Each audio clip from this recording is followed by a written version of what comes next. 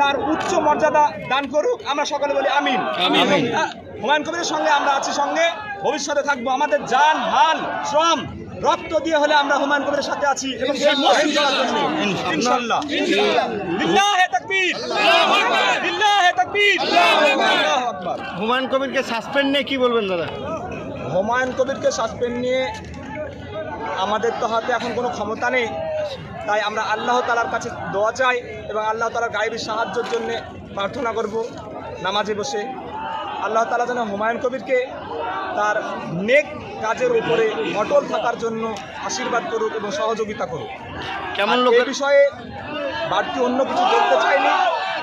তো আমরা 2026-এর নির্বাচনে দেখিয়ে দিতে চাই যে মমতা সরকার কিভাবে মানুষের ক্ষেত নষ্ট করে, মানুষের সম্পদ নষ্ট করে, মানুষের শিক্ষা নষ্ট করে, মানুষের ক্ষমতা নিয়ে অপব্যবহার করে। এই জিনিস আমরা 2026-এ দেখিয়ে দিব ইনশাআল্লাহ।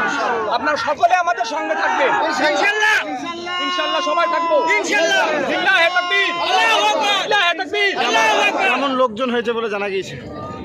আনুমানিক 1,10,000 আপে রানিংয়ে আছে, মানুষ আসছে, রানিংয়ে যাচ্ছে, এইভাবে চলতে থাকবে। তবে ফিক্সড রিপোর্ট আমরা বলতে পারছি না যে কত লোক হবে। বাবরি মসজিদ কতদিনের মধ্যে কমপ্লিট হবে কিছু জানা গিয়েছে?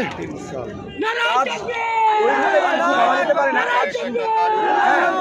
আজ শুরু হবে, ইঞ্জিনিয়ার প্ল্যান আসবে, সেসব রিপোর্ট আমাদের কাছে নেই। তবে ইনশাআল্লাহ আমাদের মুসলমান জাতির যে ঢল এখানে নেমেছে, যেভাবে আমরা সহযোগিতা করছি, ইনশাআল্লাহ আমরা এই মসজিদকে কিয়ামত পর্যন্ত স্মৃতি হিসাবে রাখার জন্য সম্পূর্ণ করবো ইনশাআল্লাহ।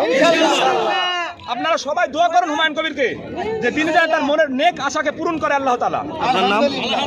নয়ন আলী, বেলডাঙ্গা, বাড়ি বেলডাঙ্গা, বাড়ি দমকল, মুক্তারপুর গ্রাম।